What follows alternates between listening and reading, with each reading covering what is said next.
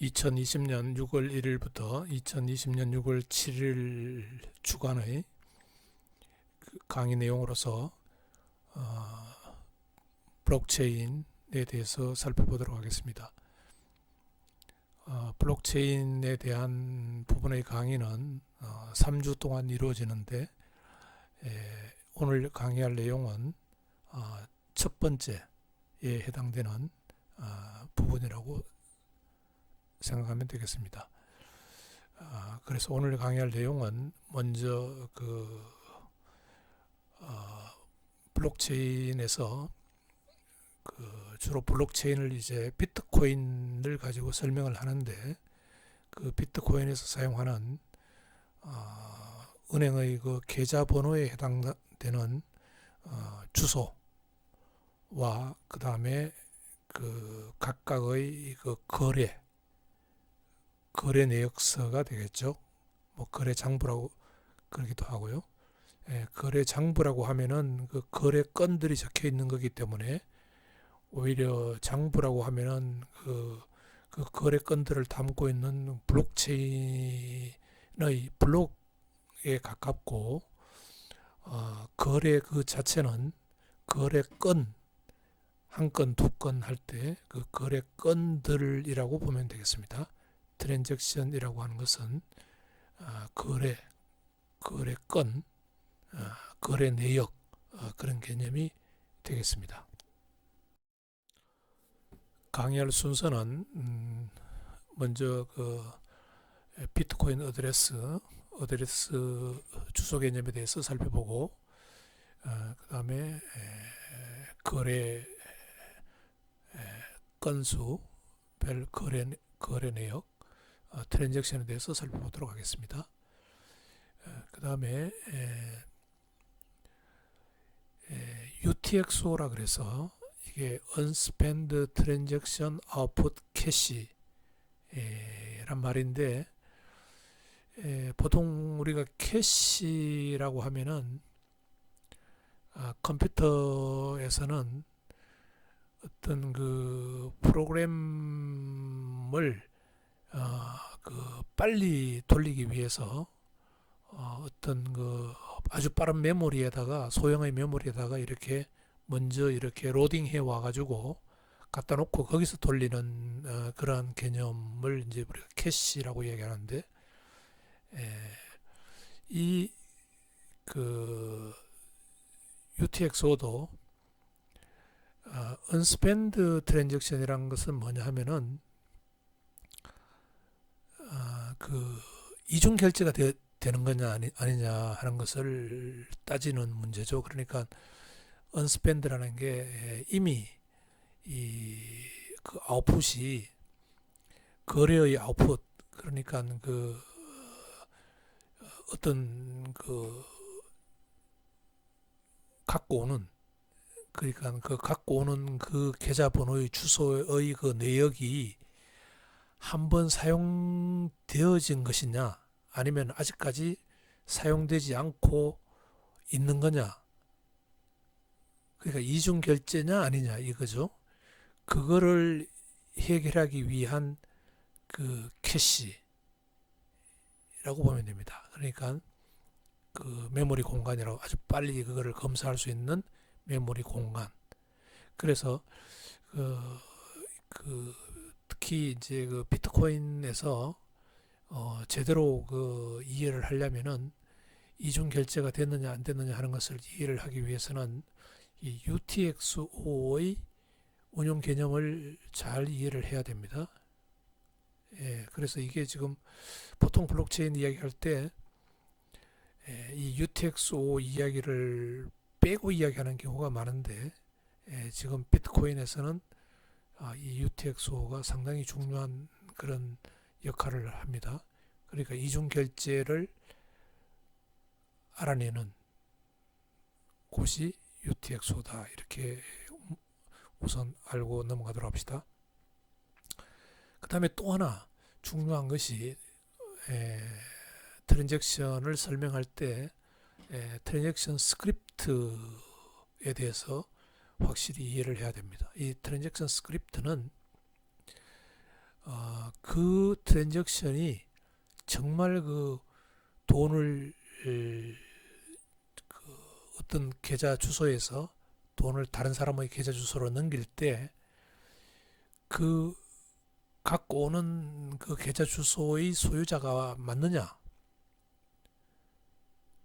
그 다음에 그 사람의 그 서명 같은 게 제대로 되어 있느냐 하는 것을 검증하는 겁니다.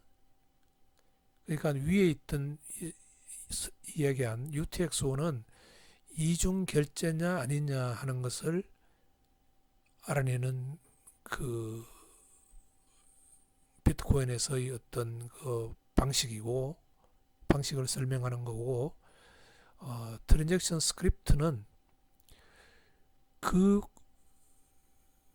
구자의 돈을 딴 곳으로 보내려고 할 때 그 보내는 사람이 본인이 맞느냐, 소유자가 맞느냐, 그 계좌번호가 지금 현재 거기서 돈을 빼내서 딴 쪽으로 옮기려고 하는 사람의 소유자가 확실하냐 아니냐 하는 것을 검사할 수 있도록 되어 있는 것이 스크립트입니다. 그러니까 스크립트가 중요하죠. 그래서 그 스크립트를 해결하기 위해서는 이제 그 트랜잭션 시그니처 개념이 들어갑니다. 그러니까 이 스크립트를 처리하는 하나의 방법으로서 트랜잭션 시그니처가 들어가는 거죠. 전자 서명이 들어갑니다. 그래서 오늘 이제 배울 내용은 그 계좌번호, 거래, 그 다음에 이중결제 방지하는 UTX-O, 그 다음에 진짜 그 계좌번호의 소유자가 맞느냐, 돈을 빼내려고 하는 사람의 소유자 본인 것이 맞느냐 하는 것을 검증하는 스크립트, 그 다음에 그거를 하기 위한 방법으로 전자서명을 이제 트랜잭션에다가 거기다가 집어넣도록 해가지고 그걸 전자서명을 확인하도록 하는 그러한 구조로 트랜잭션이 이루어져 있다. 그 순서대로 강의를 하겠습니다. 네, 일반적으로 공개키 암호화 시스템을 이용하는 그런 보안 시스템에서는 프라이빗 키, 개인 키, 그 다음에 퍼블릭 키, 공개 키 두 개의 그 짝의 키 값을 이용하게 되죠. 개인 키와 공개 키를 이용하는 그런 시스템입니다. 그래서 전자서명을 할 때도 뭐 프라이빗 키를 이용하고, 그 다음에 그거를 전자서명을 해석하기 위해서도 퍼블릭 키를 이용하고 공개 키를 이용하고 뭐 이렇게 하기 위해서 그 개인 키와 공개 키를 이용을 하는데요. 그 개인 키와 공개 키는 그 어떤 알고리즘믹 트랜스포메이션에 의해서 만들어지고 수학적으로 이제 만들어집니다. 우리가 먼저 공부를 했죠. 그런데 이 그 보통 블록체인에서 지금 우리가 비트코인을 이야기하는 겁니다. 블록체인이라는 것은 이용하는 계좌번호는 이 퍼블릭 키로부터 유도가 됩니다. 퍼블릭 키로부터. 그 아래 보면은 이제 퍼블릭 키가 두 개의 정수로 이루어지는데 n과 2로 이루어지는데 상당히 큰 숫자죠. 보통 1024비트로 이루어지는 그런 정수인데요. 그런데 이 두 개의 정수로부터 어떤 해시 함수를 통과시켜서 160비트의 해시 값을 만들어내 놓은 게 그게 주소입니다. 그러니까 비트코인에서 이용되는 계좌번호는 160비트 크기의 계좌번호입니다. 이것도 뭐 보통 우리가 일반적인 계좌번호에 비교하면은 상당히 큰 그런 숫자죠. 160비트면은 상당히 큰 숫자입니다. 숫자로 이야기하면은 2의 160승까지 표현할 수 있는 숫자이기 때문에 이 계좌번호도 상당히 큰 숫자입니다. 그래서 이 퍼블릭 키가 다르면은 거의 계좌번호는 달라진다고 보는 겁니다. 그러니까 우연하게 계좌번호가 두 개가 똑같은 경우가 발생하는 경우가 거의 없다는 거죠. 아무튼 비트코인 주소 계좌번호는 공개키로부터 어떤 해시 함수를 통과시켜서 만든 그 메시지 다이제스트 값이 160비트 크기의 그 MD 값이 계좌번호 즉 비트코인 주소가 된다는 것입니다.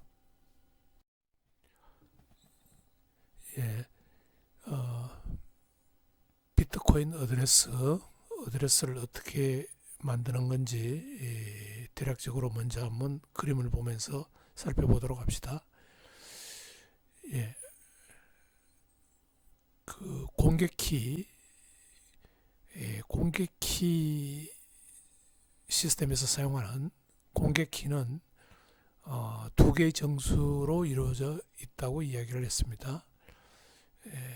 각각 32바이트로 이루어져 있는 숫자인데요. 거기다가 앞에 한 바이트를 더 붙여서 이것을 256 함수를 통과시킵니다.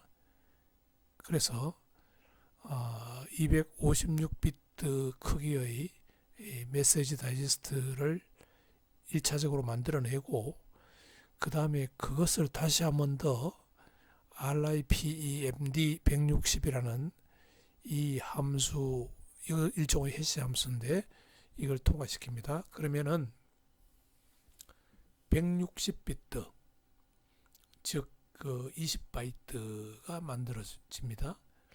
그러면은 그 20바이트에다가 다시 이 책섬 형태로 4바이트를 만들어서 붙이고요. 이거는 그 256을 두 번 통과시켜서 나오는 값에다가 앞에 4바이트 값만 취하는 겁니다. 그래서 그걸 책섬으로 붙이고 그 다음에 앞부분에 1바이트 이게 뭐에 관한 거다라는 퍼블릭 어드레스인지 스크립트 어드레스인지 뭐 퍼블릭 테스트인지 스크립트 테스트인지 이걸 나타내는 1바이트 정보를 붙여서 그러면 이게 토탈 20바이트에다가 4바이트 24바이트 그 다음에 25바이트가 되겠죠. 이 25바이트는 바이트 단위 즉 8비트로 이루어져 있습니다. 그러니까 이게 베이스 256이라는 이야기인데 그것을 베이스 58로 컨버전을 합니다. 그거는 이제 나중에 상세하게 베이스 58에 대해서 이야기를 할 거고요. 그렇게 하면은 최종적으로 베이스 58로 표현되는 그 비트코인 주소가 만들어지는 겁니다. 그래서 결론적으로 이야기하면은 그 공개키 두 개의 정수로 이루어진 공개 키로부터 그 은행 계좌번호에 해당되는 비트코인 주소가 만들어지는 것입니다. 예, 그림을 풀어서 한번 얘기를 해봅시다. 비트코인 어드레스는 그 공개키, 퍼블릭키의 어떤 해시 함수를 적용시킨 그런 표현법이라고 보면 됩니다. 예, 그래서 이 오픈 SSL 그냥 여러분들은 이것을 주소를 만드는 소프트웨어라고 그렇게 이해를 하면 되겠습니다. 시큐어 소켓 레이어 이런 건데 그냥 주소를 만드는 소프트웨어다 이렇게 이해하면 되겠습니다. 그래서 이거를 공개키를 65바이트 두 개의 32바이트 인테저 정수 두 개하고 1바이트 플러스해서 일단 65바이트로 표현을 하는 겁니다. 그렇게 하고는 그 65바이트 정보에 대해서 먼저 SA 256을 적용시키고 그 다음에 RIPMD 160을 적용시킵니다. 그래서 SA 256을 적용시키면은 32바이트가 만들어지고요. 그 다음에 RIPMD 160을 적용시키면은 다시 20바이트가 만들어집니다. 그래서 왜 이렇게 그러면은 20바이트로 줄여놨느냐?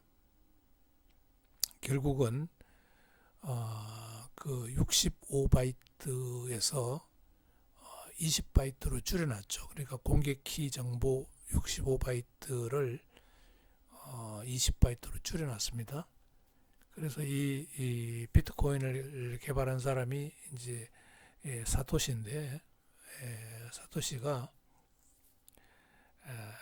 그 65바이트 주소가 너무 크고 그래서 이걸 좀 한 20바이트 정도로 줄여야지만이 그 트랜잭션을 이제 설명할 때 인풋 트랜잭션, 아웃풋 트랜잭션 인풋, 트랜잭션 아웃풋 뭐 이런 걸 할 때 거기 이제 주소가 자꾸 들어가는데 그런 것들이 이 트랜잭션 사이즈가 안 커지도록 적당히 그 계좌번호에 해당되는 그 비트코인 주소를 적당히 크도록 하고 그렇다고 해서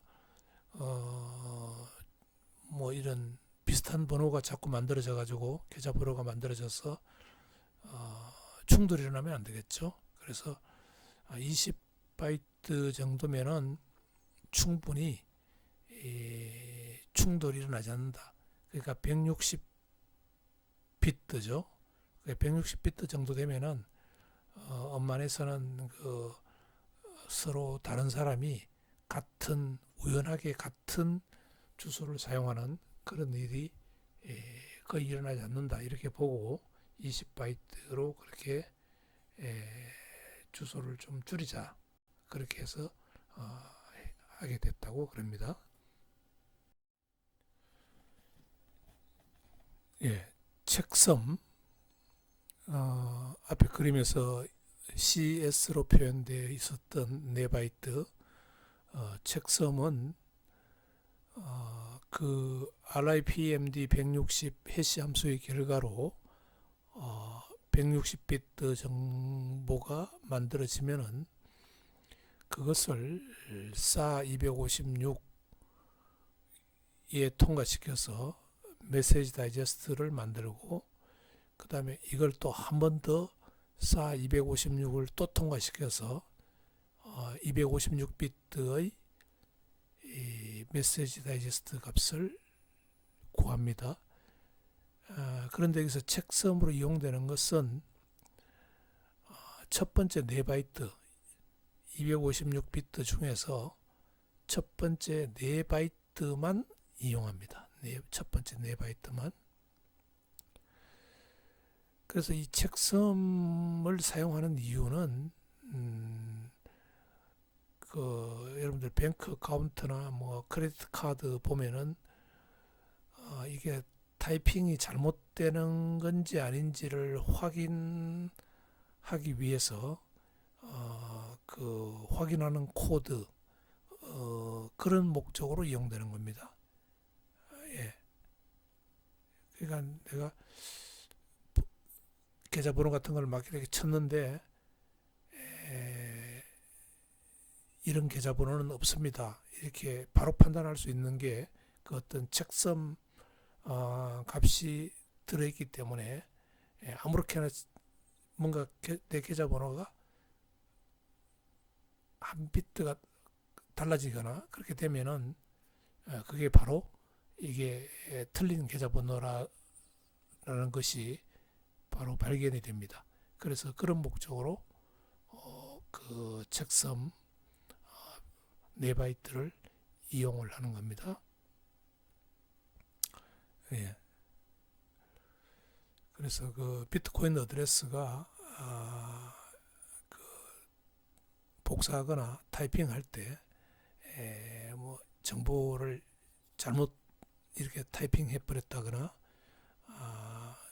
그러면은 그 계좌 번호가 틀렸다는 게 바로 입증이 됩니다. 이 책섬 필드를 체크해 보면은 그런 목적으로 CS 4바이트가 이용이 되고, 그 다음에 이제 마지막으로 베이스 58로 변환해야 되는데, 이게 이제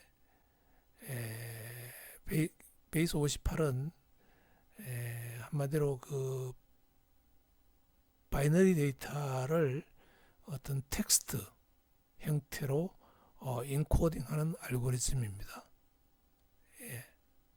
근데 그 텍스트는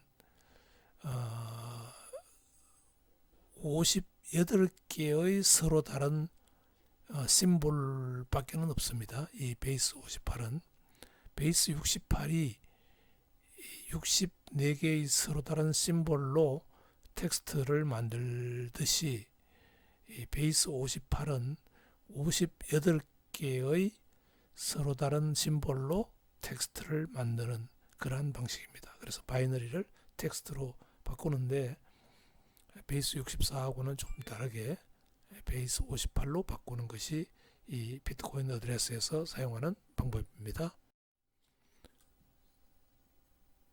베이스 64는 64개의 심볼을 이용한다 그랬는데, 대문자 A에서 Z까지, 소문자 A에서 Z까지, 0에서 9까지, 거기에다가 이제 심볼 중에서 플러스 그리고 슬래시, 이걸 포함하면은 이게 64개가 됩니다.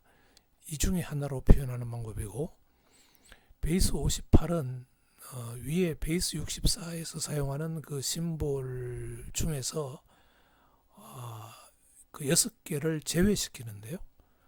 제외시키는 심볼이 플러스, 그 다음에 슬래시, 그 다음에 0, 5, 대문자 5, 그 다음에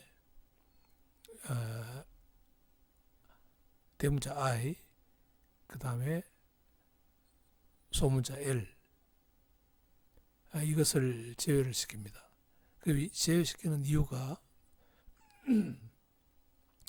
그 보면은 0과 5, 대문자 I와 소문자 L, 이런 것들은 그 아주 비슷하죠.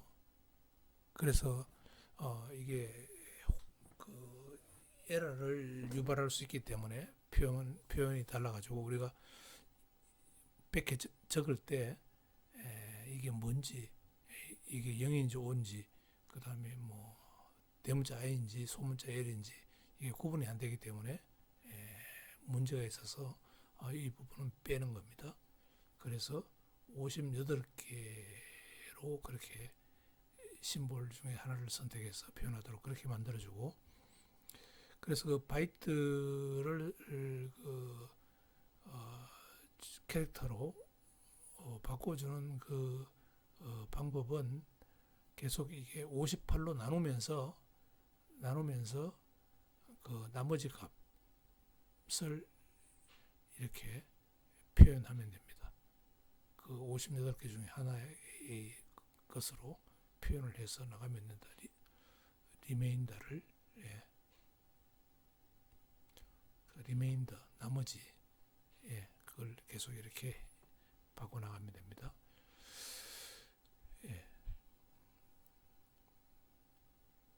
이렇게 쭉 하면은 보통 그 비트코인 어드레스는 베이스 58로 컨버전 했을 때 대략 한 27개에서 34개 사이의 캐릭터들로 그렇게 구성이 됩니다. 그래서 이게 이제 베이스 58로 하는 이유는 아까도 얘기했지만은 케이스 센시티브 주소에 뭔가 서로 비슷한 이런 심볼로 헷갈리는 게 없어야 되겠다. 그렇게 해서 아예 그런 캐릭터를 다 여기서는 사용하지 않는 걸로 그렇게 만든 것입니다. 다음은 트랜잭션에 대해서 살펴봅시다. 지금 세 개의 그 트랜잭션이 있는데요. 오나1이 발생한 트랜잭션이 A이고, 그 다음에 오나2가 발생한 트랜잭션이 B입니다. 그리고 오나3가 발생한 트랜잭션이 C입니다. 그래서 트랜잭션 A를 먼저 보면은 인풋이 하나가 있고 아웃풋이 두 개가 있습니다. 그래서 인풋을 보면은 오나1의 그 트랜잭션을 발생시킨 오나1의 전자 서명이 들어있고, 그 다음에 밸류 값이 들어있습니다. 밸류는 비트코인을 이야기하는데, 그러니까 이 오나1이 자기가 소유하고 있는 계좌로부터 1비트코인을 갖고 오는 겁니다. 그래서 아웃풋 1을 보면은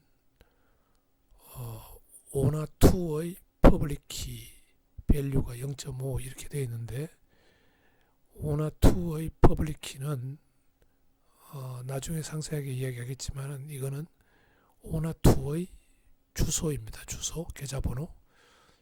퍼블릭 키로부터 계좌번호가 만들어지기 때문에 그 오나2의 주소로 0.5 비트코인을 보내고, 그 다음에 아웃풋 2는 오나3의 퍼블릭 키, 즉 오나3의 주소로 0.5 비트코인을 보내는 겁니다. 그래서 인풋에 오나1이 1비트코인을 갖고 와서 반반씩 나눠서 오나2에게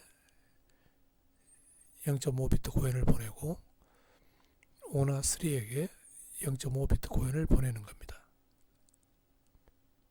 자, 이게 이제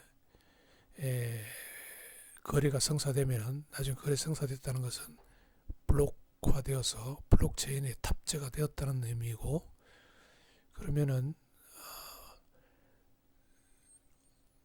그 오나2는 또 트랜잭션 B를 보면은 인풋으로 그 다른 어떤 계좌번호로부터 자기 거를 갖고 오고 0.5 비트코인을 갖고 오고, 인풋 2에서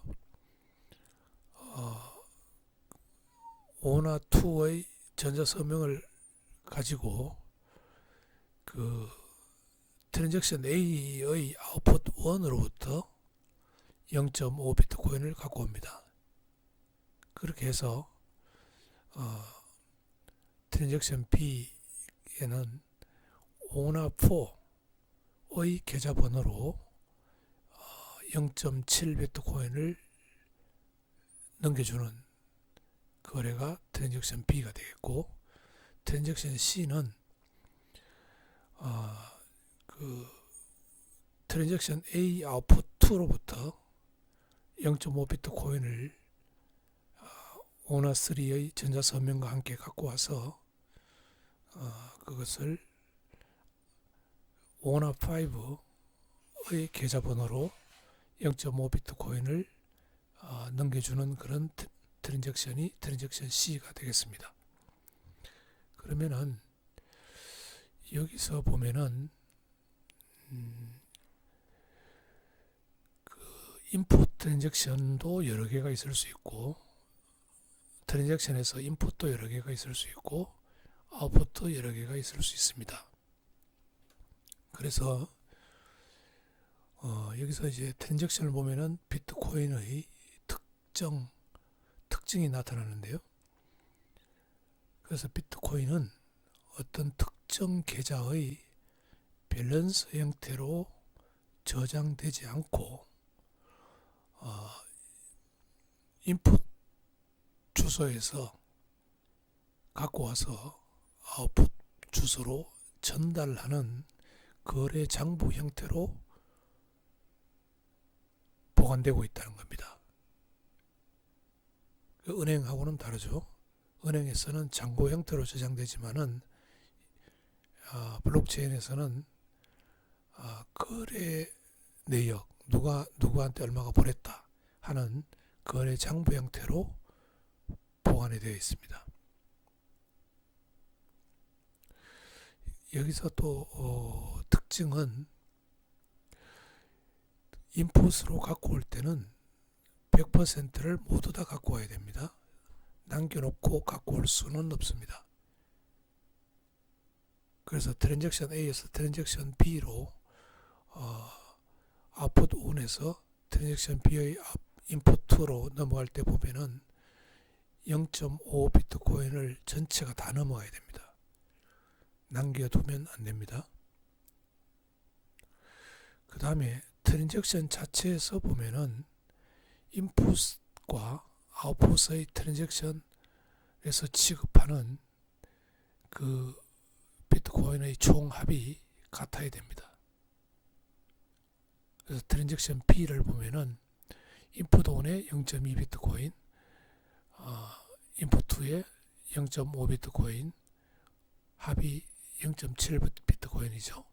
그러면 이것을 모두 다 그 오너4의 계좌로 0.7비트코인을 다 넘겨야 됩니다. 트랜잭션 A를 보면은 인풋은 1비트코인을 갖고 와서 아웃풋 1으로 0.5비트코인, 아웃풋 2로 0.5비트코인 이렇게 몽땅 합이 같아야 됩니다. 인풋의 합과 아웃풋의 합의 총합이 같아야 됩니다. TX 구조를 공개키, 개인키, 주소를 어떻게 이용하느냐 관점에서 보도록 합시다. 만약에 앨리스가 밥의 주소로 송금하는 거래를 한번 보도록 합시다. 그러면은 그 앨리스가 발생시키는 트랜잭션이 TXA-B로 표현해 놓은 겁니다. 자, 그러면은 앨리스는 프라이빗 키, 개인 키와 퍼블릭 키를 가지고 있고, 그 퍼블릭 키로부터 어드레스, 주소를 가지고 있습니다. 그 다음에 바브도 개인 키, 퍼블릭 키를 가지고 있고, 퍼블릭 키로부터 주소를 가지고 있습니다. 그러면은 txa-b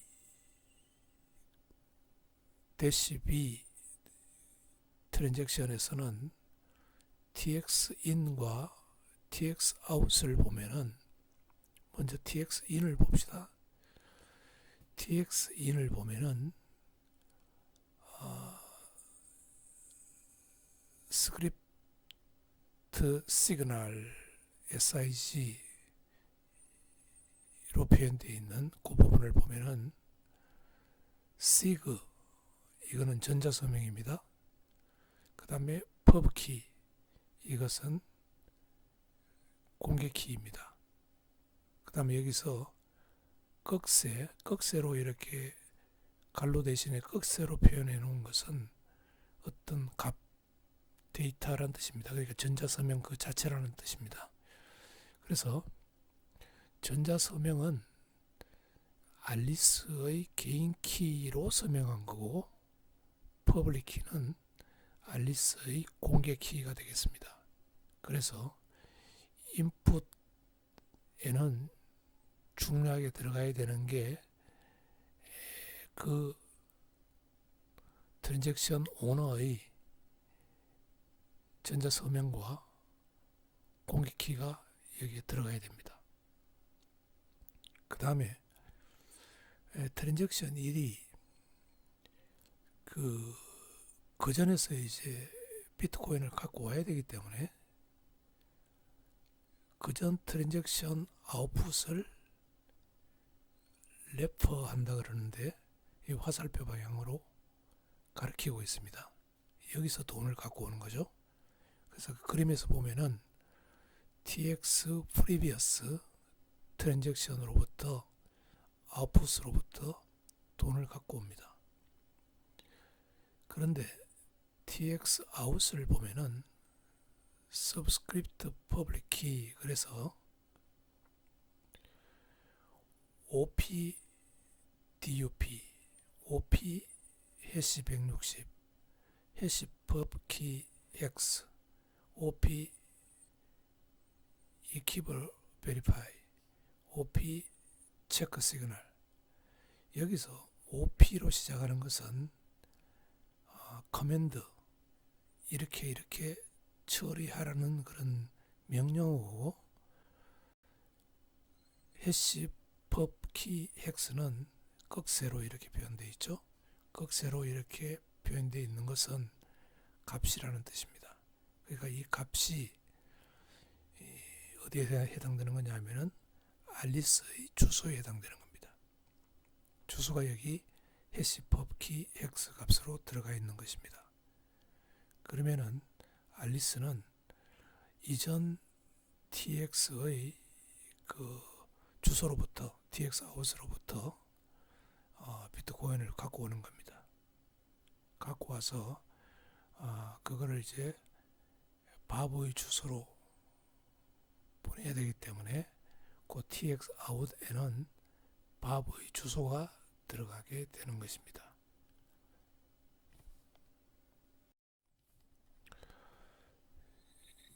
트랜잭션 1, 트랜잭션 2 아웃풋으로부터 비트코인을 갖고 오는 트랜잭션 3를 봅시다.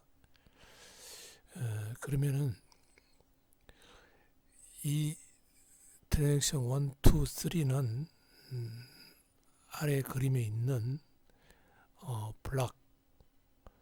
블록체인에서의 n-2번째 블록에 트랜잭션 1이 포함되어 있고, n-1번째 블록에 트랜잭션 2가 포함되어 있고, n번째 블록에 트랜잭션 3가 포함되어 있습니다. 이런 식으로 이제 트랜잭션들이 블록에 분산되어 있다는 그런 뜻이죠. 그래서 이 트랜잭션을 보면은 또 블록체인의 특징을 잘 알 수가 있습니다. 비트코인의 특징을 잘 알 수가 있는데요. 먼저 비트코인은 사용자 컴퓨터에 보관되어 있는 것이 아니고 블록체인 안에 포함되어 있다는 사실입니다. 또 비트코인은 블록체인이라고 부르는 분산된 데이터베이스의 하나의 엔트리로서 저장되어 있는 것입니다. 그래서 이 블록체인은 모든 블록체인 노드들이 함께 가지고 있는 데이터베이스인데 여기에 트랜잭션 형태로 블록체인 안에 포함되어 있는 것입니다. 그래서 은행과 같은 중앙 집권화된 그런 화폐와는 다르게 비트코인은 계좌번호와 잔고를 저장하는 형태가 아니라는 사실이죠. 잔고를 저장하는 형태가 아니고 블록체인이 거래 내역을 보관하는 형태라는 것입니다. 트랜잭션은 여러 개의 TX in과 여러 개의 TX out으로 구성될 수가 있습니다. 그런데 여기서는 TX in이 하나고 TX out이 하나인 경우 간단한 예를 들어본 겁니다. 알리스가 바브의 주소로 송금하는 거래에서 알리스는 알리스의 전자서명과 자신의 공개 키를 TX in 안에 집어넣고 이전 거래에서의 TX out 부분을 레퍼합니다. 그러면은 이전 거래의 TX out은 알리스의 이 공개 키로부터 유도된 주소 정보가 들어있는 겁니다. 거기에서 비트코인을 가지고 온다는 이야기고 여기 들어있는 것을 100% 다 갖고 옵니다. 물론 갖고 와서 이제 TX 아웃으로 보낼 때 바브의 공개키로부터 유도된 주소가 또 여기 들어 있습니다. 물론 TX 아웃에는 OP/DUP, OP 해시 160, OP Keep Verify, OP 체크 시그널 이 정보들은 명령어 정보들이죠. 이 정보들이 해시 퍼브키 헥스라는 주소 여기에서는 바브의 주소가 되겠죠. 주소와 함께 들어있는 것입니다. 트랜잭션의 내부 구조에 대해서 하나씩 봅시다. 트랜잭션 아웃풋 우리가 TX 아웃이라고 하는 것인데요. TX 아웃은 두 종류의 데이터로 이루어져 있는데 리시펀트의 주소와 관련된 정보, 그 다음에 어마운트 얼마를 그 주소로 보내는지 그 두 가지 정보가 TX 아웃에 들어 있습니다. 물론 리시펀트 어드레스에는 명령어들도 나중에 스크립트에서 설명할 건데 명령어들도 같이 들어 있습니다. 그 다음에 이 주소는 물론 공개키로부터 유도된 주소죠. 그렇기 때문에 이 공개키에 해당되는 개인 키의 원어만이 이 TX 아웃에서 저장된 펀드를 갖고 올 수가 있는 겁니다. 락을 풀 수 있다는 거니까 갖고 올 수가 있는 겁니다. 그래서 to unlock fund, 잠겨져 있는 돈을 풀고 갖고 오는 거죠. 자금을 갖고 오기 위해서는 그 개인 키, 그 주소가 예시당초 유도된 퍼블릭 키에 대응되는 그 개인 키의 오너가 사인을 해야 됩니다. 사인을 해야 됩니다. 그 다음에 TXIN은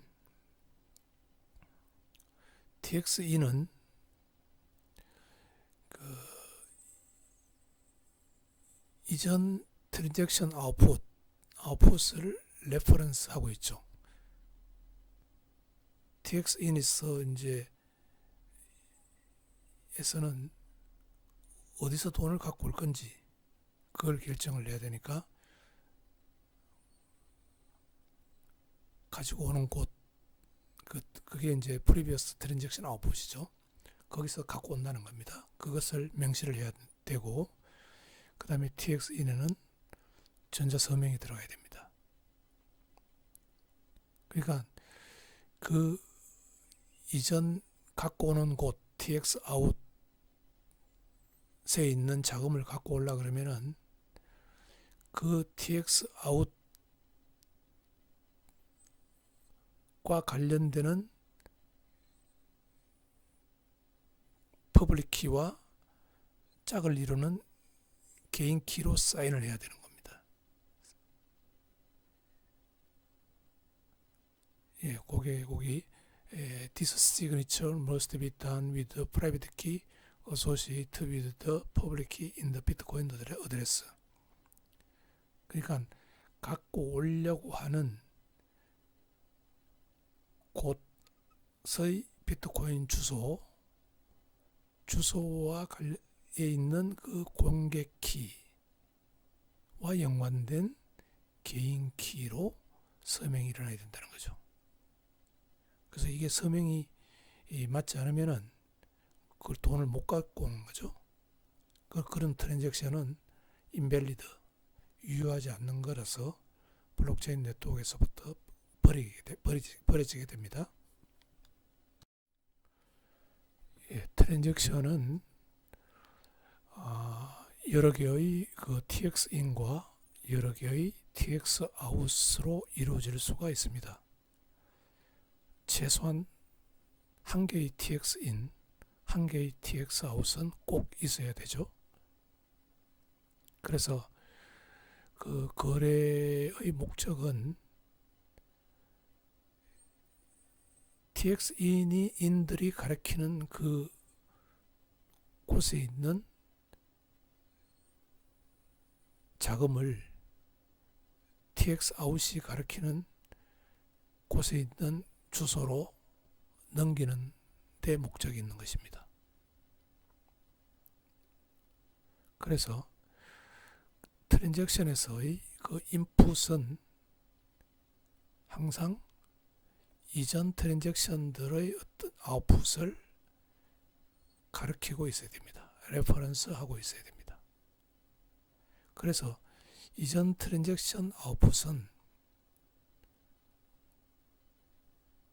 이전에 사용된 적이 없어야 된다는 게 뭐냐면은 이게 이중결제, 더블 스펜딩이 되어서는 안 됩니다.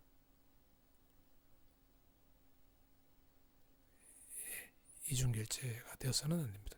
그러니까 이전 트랜잭션 아웃풋이 두 번 갖고 오면 안 된다는 거죠. 그게 비트코인에서 상당히 중요한 기술입니다. 그 이중결제를 방지하는 방법이.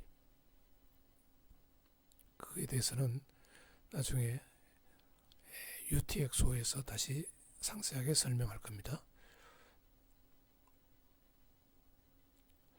그 다음에 트랜잭션이 유효하기 위해서는 인풋으로부터 갖고 오는 비트코인의 총합이 항상 아웃풋으로 내보내는 전달하는 비트코인의 총합보다 항상 같거나 커야 됩니다.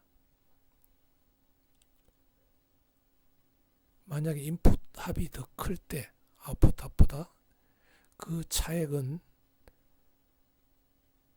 물론 같을 수도 있고 만약에 차익이 있다면은 이것은 거래 수수료가 됩니다. 수수료.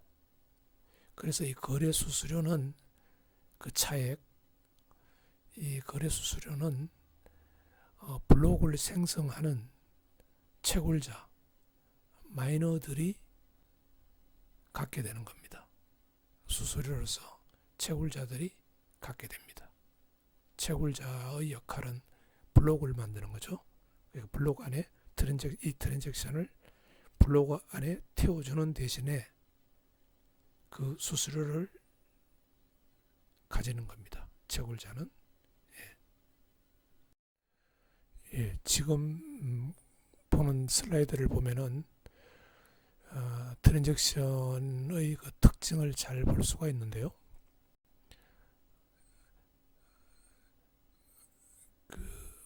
트랜잭션 3를 보면은 이전 트랜잭션 1에서부터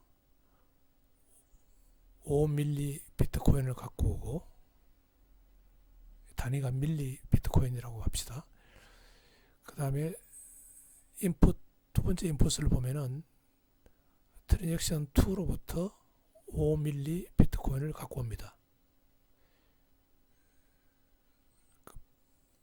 레퍼런스 하는 아웃풋으로부터 전체를 다 갖고 와야 됩니다.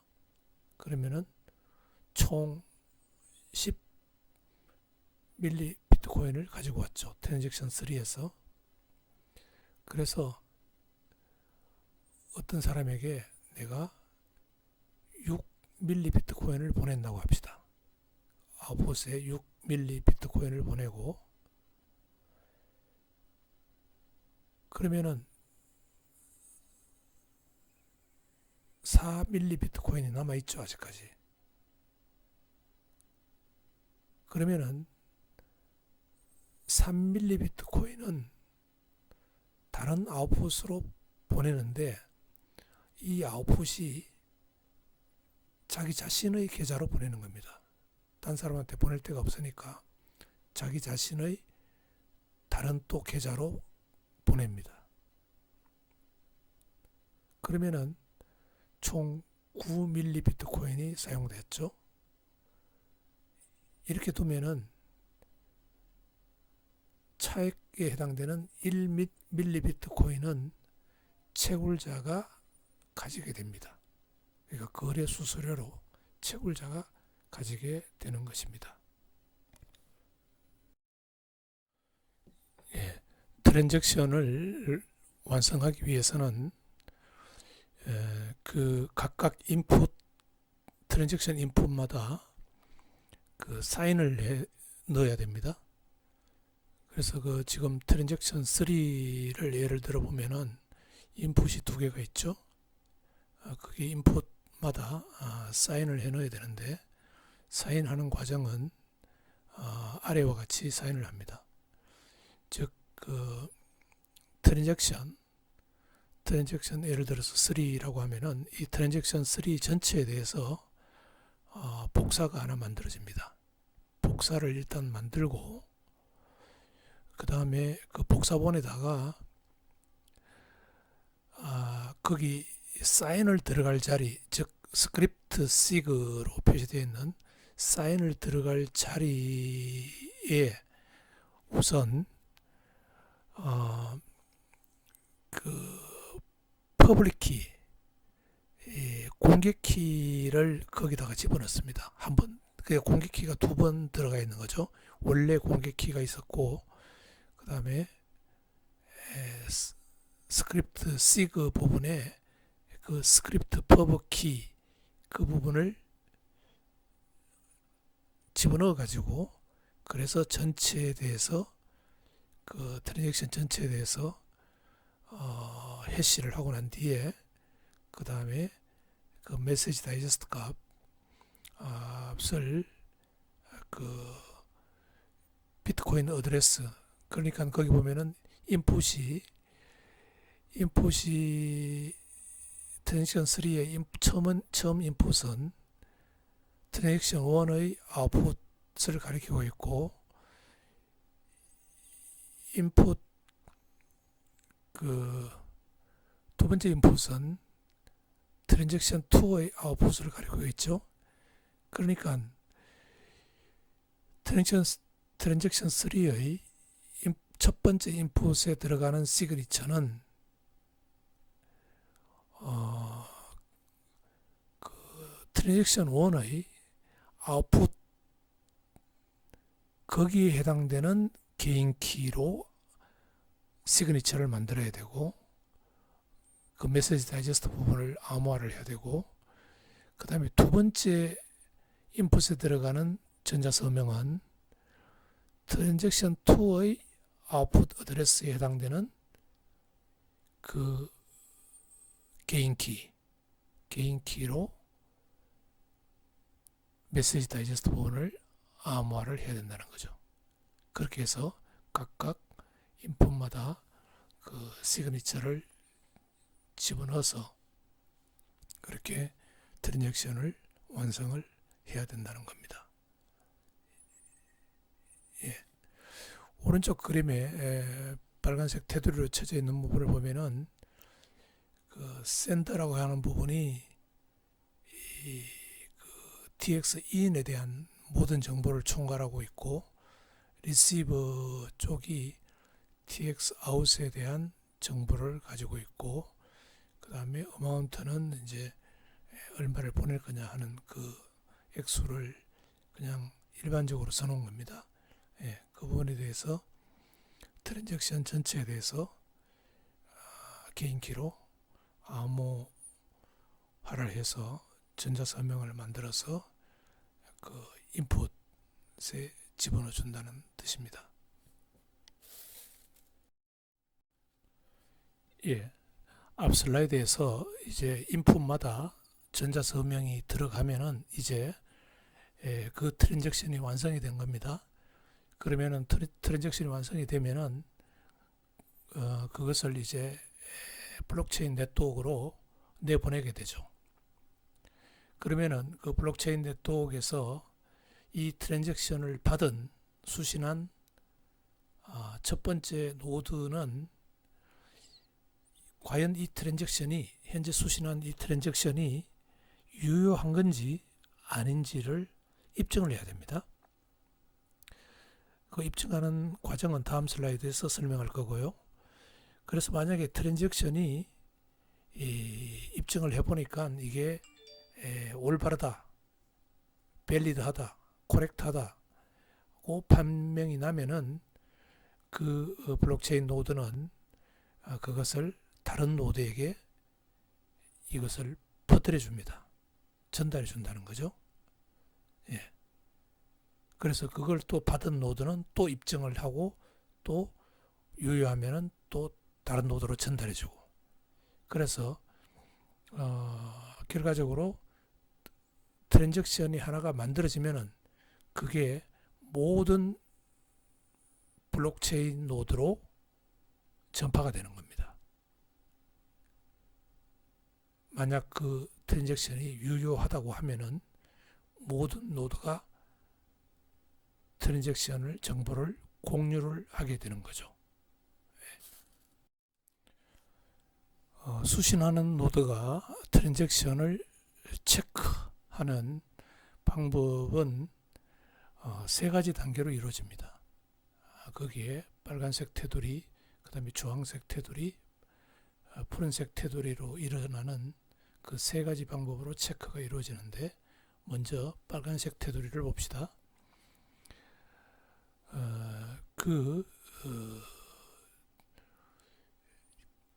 트랜잭션의 인풋이 래퍼하는, 그러니까 돈을 갖고 오려고 하는 곳이 존재하느냐, 돈을 갖고 오려고 하는 것이 존재하느냐, 그 다음에 그 돈이 사용되지 않았느냐 하는 것을 체크하는 겁니다. 오른쪽 그림에서 보면은 트랜잭션 3의 첫 번째 인풋은 트랜잭션 1의 아웃풋이죠. 그래서 첫 번째 인풋에서 가리키고 있는 트랜잭션 1의 아웃풋이 존재하느냐, 그 다음에 이게 이미 사용된 거냐 아니면은 아직까지 한 번도 사용되지 않았느냐 하는 것을 체크하는 겁니다. 근데 여기서 중요한 것은 이 이중 사용 문제를 체크를 할 때 UTXO Unspent Transaction Output Cache UTXO 시스템을 이용한다는 겁니다. UTXO는 다음 슬라이드부터 설명이 될 겁니다. 먼저 그러니까 인풋마다 래퍼하고 있는 거기에 자금이 있는지 없는지, 그 다음에 그 자금이 사용된 건지 아니면 아직까지 한 번도 사용되지 않은 건지 하는 것을 체크하는 게 첫 번째고요.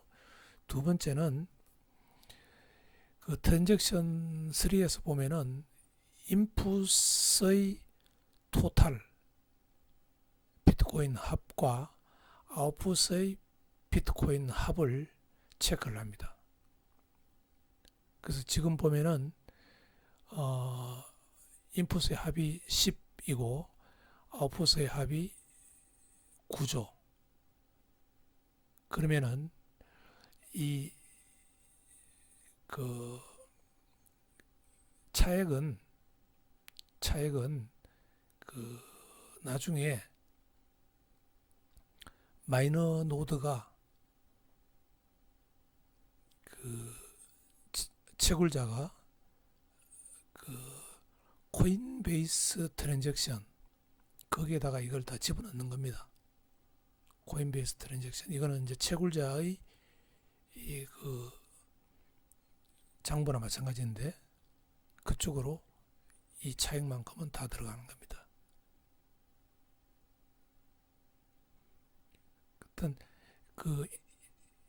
어쨌든 간에 노드에서는 수신 트랜잭션을 체크를 할 때 인풋의 합이 아웃풋의 합보다 같거나 커야 된다는 거죠. 이게 두 번째 체크고, 세 번째는 이제 각각 인풋에 있는 그 전자서명을 체크를 합니다. 이전 슬라이드에서 우리가 봤던 그 인풋마다 다른 그 전자서명을 체크해서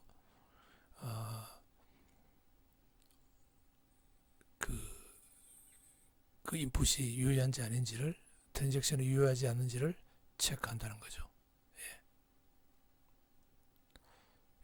각각 인풋은 그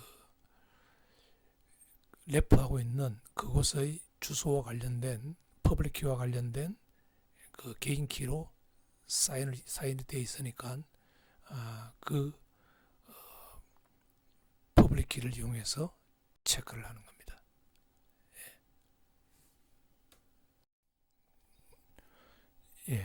이중 결제 문제, 더블 스펜딩이라고 하는데, 이 문제를 해결하기 위해서는 UTXO를 이용한다고 했죠. 그래서 UTXO를 이해하는 것이 블록체인에서는 매우 중요합니다. 우선 그 블록체인에서 이용하는 자료 구조를 한번 보도록 합시다. 아직 블록체인에 들어갔지는 않았지만은 다음 주에 이제 블록체인을 다루게 되는데요. 먼저 한번 살펴보면은 자료 구조가 모든 블록체인 노드는 세 가지 형태의 자료 구조를 가지고 있습니다. 즉 unconfirmed TX라고 하는 메모리 풀 UTMP라고 이야기하는 거, 그 다음에 블록체인, 그 다음에 UTXO, 이렇게 세 가지 타입의 자료 구조를 가지고 있는데, UTMP는 아직까지 블록체인에 태워지지 않은 TX입니다. 그러니까 채굴자가 지금 블록체인에 태우려고 준비를 하고 있는 그 TX들의 묶음이죠. 그게 UTMP고, 블록체인에 태워진 것이, 트랜잭션들이 블록체인에 태워진 것이 블록체인이고, 그 블록체인과 별개로 UTXO를 가지고 있습니다. 모든 노드는 UTXO. 그러면은 UTXO가 뭔지 한번 봅시다. UTXO는 it checks that the previous output reference by the transaction exists and that they have not been spent. UTXO는 뭘 체크하기 위한 거냐 하면은, 지금 현재 이 트랜잭션이 갖고 오려고 하는 그 이전 단 아웃풋이 현재 있는 거냐 없는 거냐, 그 다음에 한번 사용된 것이냐 아니냐 하는 것을 체크를 하는 게 UTXO를 체크하면 되는 것입니다. 자, 그러면 UTXO를 한번 볼까요? 자, 그게 첫 번째 블록에 봅시다. TX 3개로 이루어져 있죠. 그러면은 현재 거기에 표시는 이제 편의상 TXOUT 0-1 이렇게 되어 있습니다만은 이거는 인풋입니다. TXOUT 0-2도 인풋이고요. 그 다음에 두 번째 트랜잭션에서의 TX 0-3, 그 다음에 세 번째 트랜잭션에서의 TX out 0-4, 요게 지금 UTXO에 들어있는 거죠. 그냥 가장 최근에 아직 사용되지 않는 그 TX 아웃풋을 저장해 놓고 있는 겁니다. UTXO라는 게. 그래서 UTXO에는 현재 TX out 01, 02, 03, 04가 저장되어 있습니다. 근데 다음 블록이 하나 만들어졌는데, 다음 블록이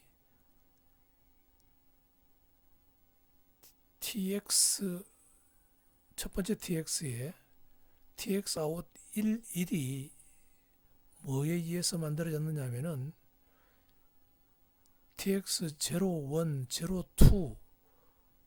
02의 돈이 TX out 11으로 벌써 다 넘어갔습니다. 그러면은 이게 UTXO가 01, 02는 없어지고 그 대신에 그 자리에 TX out 11이 들어가 있는 겁니다. 그 다음에 TX03는 돈이 어디로 다 넘어갔느냐 하면은 TX out 12, TX out 13로 넘어갔죠. 그러면은 TX out 03가 UTXO의 03가 12, 13로 바뀝니다. 그 다음에 세 번째 TX에서 TX out 04는 14, 15로 바뀝니다. 그러면 UTXO는 TX out 11, 12, 13, 14, 15 이렇게 이제 변경되는 거죠. 그 다음에 블록이 하나 또 만들어졌다고 합시다. TX 블록이 만들어지면은 TX11이 TX11과 TX12가 갖고 와서 TX21으로 들어가죠. 그러면은 11, 12가 21으로 바뀝니다.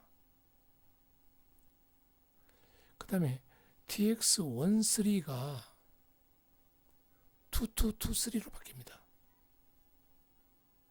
TX13가 2223로 바뀝니다.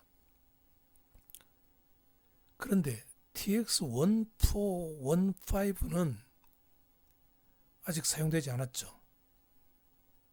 1415는 아직 사용되지 않았습니다. 그러면 UTX 외에 1415는 그냥 그대로 있고 21, 22, 23로 이렇게 바뀌는 것입니다. 그 다음에 또 하나 블록이 만들어졌는데 그 TX를 보면은 21, 23가 21, 23 원포에서 돈을 갖고 와서 TX31, 32로 넘겼죠. 그러면은 21, 23 원포 이 값이 31, 32로 바뀝니다. 그 다음에 아직까지 사용되지 않는 것은 1522는 사용되지 않고 그냥 그대로 있죠. 그래서 최종적으로 UTX-5는 TX-out 1522, 31, 32 이렇게 되는 것입니다. 그렇게 따지고 보면은 UTX-5는 아직 사용되지 않은 최근의 아웃풋들을 리스트로 만들어서 보관하고 있는 것입니다. 그래서 UTX-5만 체크하면은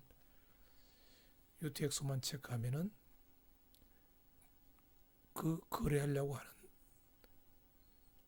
돈이 존재하는지, 그 다음에 그 돈이 사용되지 않았는지 하는 것을 확인할 수가 있게 되는 것입니다. 예, UTX-5가 중요하기 때문에 다시 한번 보도록 합시다. UTX-5는 어떤 트랜잭션이 가리키는 이전 그 아웃풋, 그러니까 돈을 갖고 올 그 주소에 돈이 존재하는지, 그 다음에 돈이 사용된 적이 있는지 없는지, 즉 이중 결제가 된 건지 아닌지를 체크하는 것입니다. 이 UTX-5 개념이 가능한 이유가 이 암호화폐 비트코인을 설계할 때 사토시는 누군가가 그 트랜잭션 아웃풋을 사용을 할 때, 갖고 갈 때 부분적으로 갖고 갈 수 없고 100% 몽땅 갖고 가게 그렇게 설계를 했습니다. 그렇기 때문에 이 UTX-5가 가능한 것입니다. 그래서 비트코인 소프트웨어에는 UTX-5에서 Unspent Transaction Output Cache라는 UTX-5에서 말 그대로 Unspent Transaction Output, 아직까지 사용되지 않는 그 돈에 대한 목록을 가지고 있는 것이 그게 UTX-5 데이터베이스입니다. 이미 사용된 것은 가지고 있지 않고 아직 사용되지 않고 있는 그 트랜잭션 아웃풋 목록만 가지고 있게 되는 것입니다. 그래서 UTX-5는 어떤 트랜잭션이 어떤 노드에 수신되면은 이게 이중 결제냐 아니면 그 돈이 있느냐 없느냐, 갖고 오려고 하는 돈이 있느냐 없느냐 하는 것을 빨리 체크가 가능합니다. 그 블록체인을 다 뒤지지 않더라도 UTXO만 뒤져보면은 그것을 바로 알 수 있기 때문에 빨리 이 사실을 확인할 수가 있게 되는 것입니다. 그래서 그 아래 말이 그 이야기인데, when a new transaction arrives, its input are looked up in the UTXO. If all the input are found there, then the input correspond to the valid previous output and the transaction continues to be evaluated. 그러니까 모든 인풋에 대해서 그 UTXO를 체크를 해보고 그 UTXO의 존재를 하면은 그러면은 그거는 이제 돈이 존재하고 이중결되지 않았다는 것이 증명되는 것입니다. 만약 UTXO에서 발견되지 않으면은 그 아웃풋이 UTXO에 없으면은 그 트랜잭션은 밸리드한 게 아니죠. 그래서 그 트랜잭션은 하나라도, 그 트랜잭션의 인풋 중 하나라도 없으면, UTXO에 없으면은 이것은, 이 트랜잭션은 버려지게 되는 것입니다.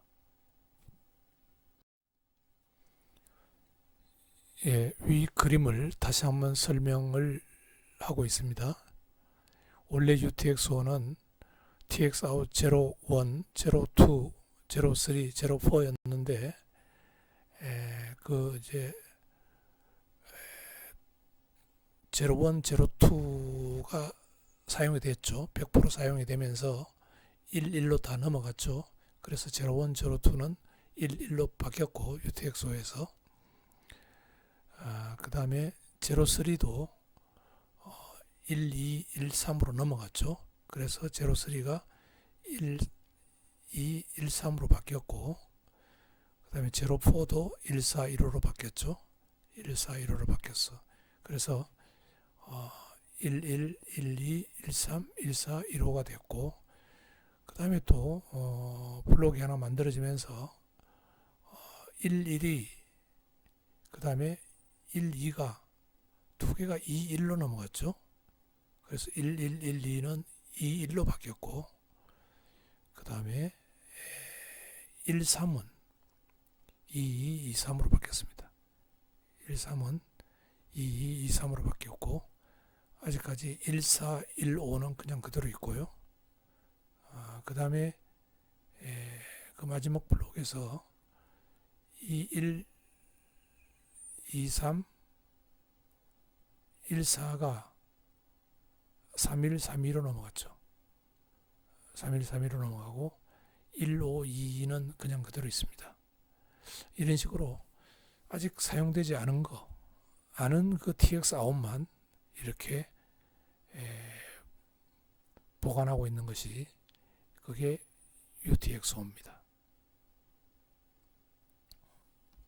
그래서 그 세 번째 단락을 보면은 The advantage of keeping a UTXO is that it is much smaller than the whole transaction database.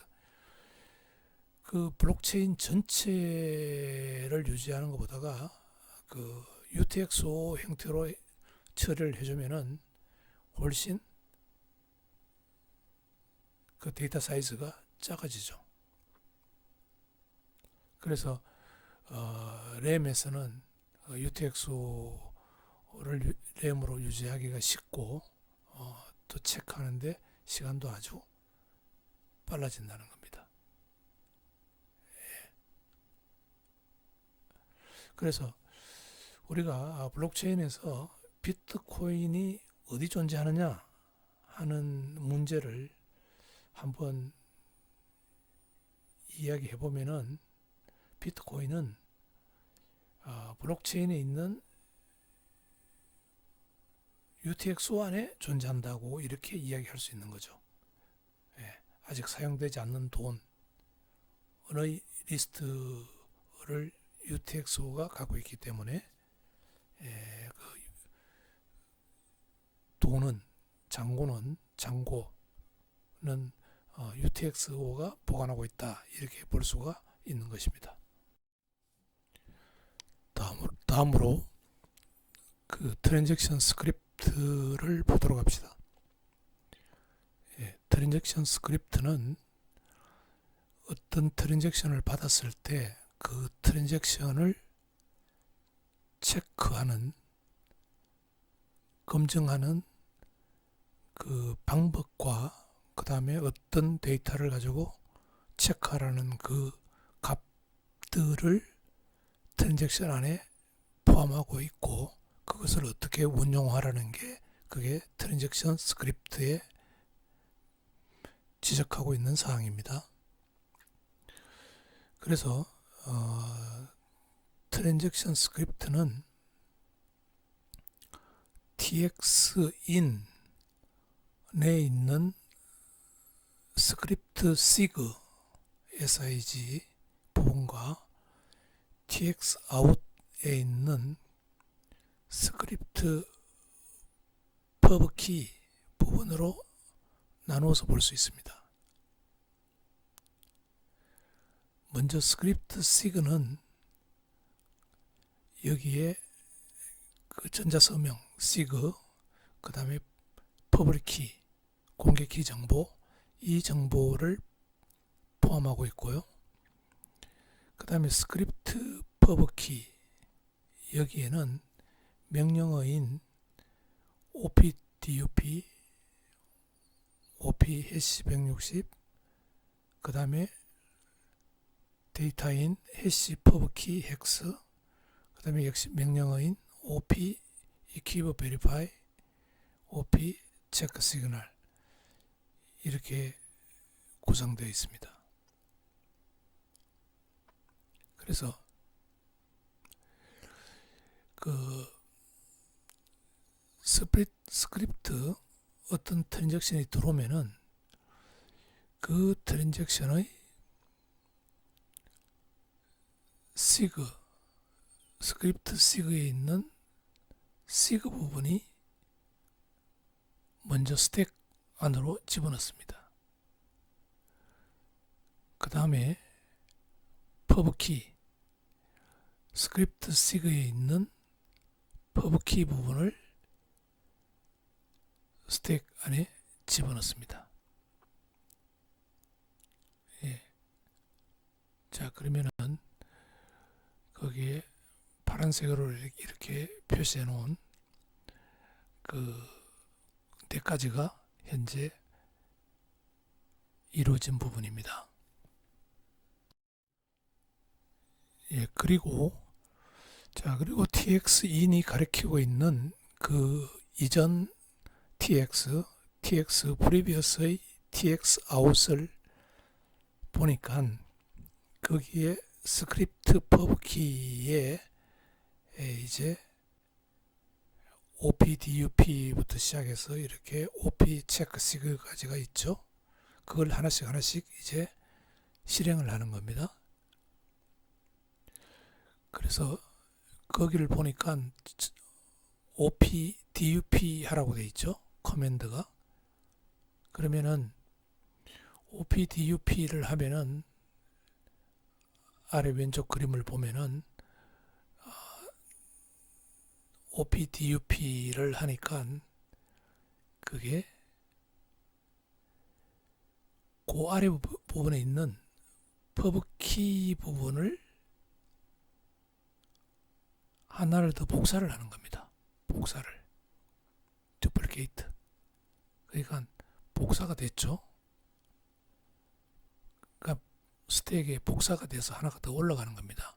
그러니까 그러면은 스택이 어떻게 되냐면은 제일 아래에 sig가 있고 그 위에 pubkey가 있고 그 pubkey가 복사가 돼서 하나가 더 올라가는 겁니다.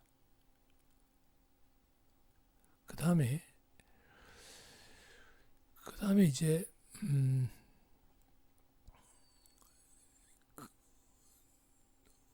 어떤 명령어냐면은 op 해시 160이죠. op 해시 160을 하면은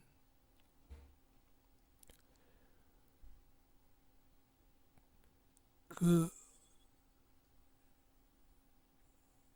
퍼브키 값이 퍼브키 해시 pk 해시로 이제 유도되겠죠. 유도됩니다. 유도됩니다. 유도되고 그 다음에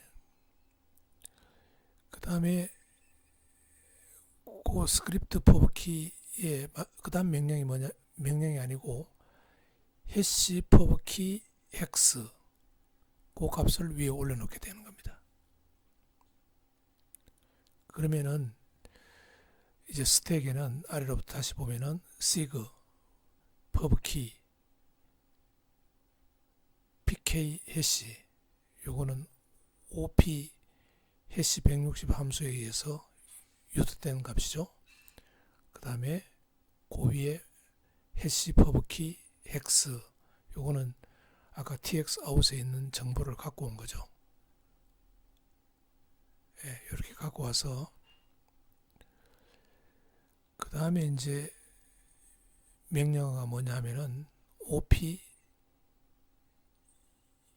이 keyword verify 같은지 안 같은지 보라는 거죠. 그러면은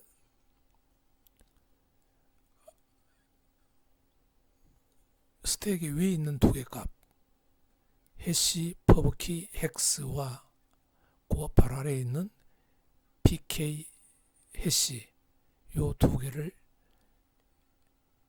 비교를 합니다. 같은지 안 같은지 비교를 한다는 거죠. 예. 같아야지만이 이 트랜잭션이 밸리드한 거지. 같지 않으면은 이 트랜잭션은 인밸리드 유효하지 않는 트랜잭션이 되는 것입니다. 자, 그리고 유효하다면은 위에 두 개는 다시 스택에 있는 두 개 값은 지워지게 됩니다. 즉 pk 해시와 해시 퍼브키 헥스 값이 이제 스택에서부터 없어지고 남은 게 원래 sig와 퍼브키만 남아있죠. 그러면은 예, 요거는 이제 다음 슬라이드에서 설명하도록 합시다. 예, 다음에는 그 스택에 지금 시그니처와 퍼브키가 두 개가 남아 있는데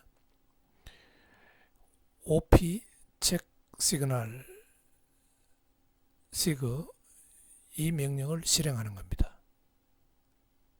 그래서 전자서명이 맞는지 틀린지를 서명하는 겁니다. 그래서 먼저 op 체크 sig에 따라서 이 트랜잭션을 해싱을 합니다. 해싱을 한 후에 그 퍼브키를 이용해서 복호화를 한번 해봅니다. 복호화를 해서 그 메시지 다이제스트 값을 비교해서 그 전자서명이 맞는지 틀린지를 체크를 하게 되는 거죠. 그래서 전자서명이 맞다면은 트랜잭션은 밸리드한 거고 전자서명이 맞지 않으면은 그 트랜잭션은 거부가 되게 됩니다. 예, 그 트랜잭션 스크립트를 결론적으로 말하면은 그 어떤 트랜잭션의 그 아웃풋에는 그러니까 내가 돈을 누구한테 보낼 때 그 받는 사람에게 받는 그 그 아웃풋에다가 TX 아웃에다가 어떤 조건을 걸어 놓는 거죠. 이러이러한 조건이 만족하는 사람이 이 돈을 찾아간다는 조건을 걸어 놓는 거나 마찬가지입니다. 그래서 그 to spend output, 그 돈을 찾아가기 위해서는 찾아가려고 하는 그 새로운 트랜잭션은 그 TX 아웃에 해시 퍼브키 헥스 주소와 관련된 그 프라이빗 키로 사인을 한 사람만이 가져갈 수 있다는 거죠.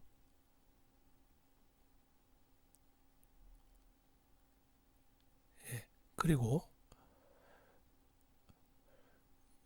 그러기 위해서 그 돈을 가져갈 사람은 트랜잭션 인풋에다가 두 가지 사항을 올려줘야 되는데 그게 뭐냐면은 퍼브키, 공개키이라는 거죠. 그러니까 해시 퍼브키 헥스 그 값이 유도된 그 공개키, 그 다음에 시그니처, 그 공개키에 해당하는 개인 키로 암호화한 시그니처.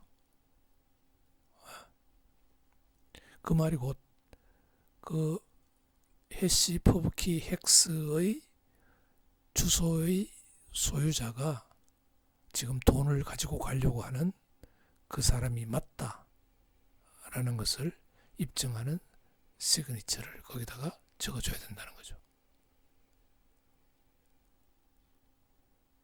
예. 2020년 6월 1일부터 2020년 6월 7일 사이에 3시간용 강의 교재로 만든 블록체인 1 파트에 대한 강의를 마칩니다. 이 강의에서는 주로 그 주소, 그 다음에 트랜잭션, UTXO, 그 다음에 스크립트에 대해서 설명을 했습니다. 예, 블록체인에 들어가기 전에 우리가 그 주소는 어떻게 만들고 장부, 거래 장부는 어떻게 만들고 사인은 어떻게 하고 그 다음에 이중결제 처리를 체크하기 위해서 이중결제를 막기 위해서 UTXO를 어떻게 운영하는지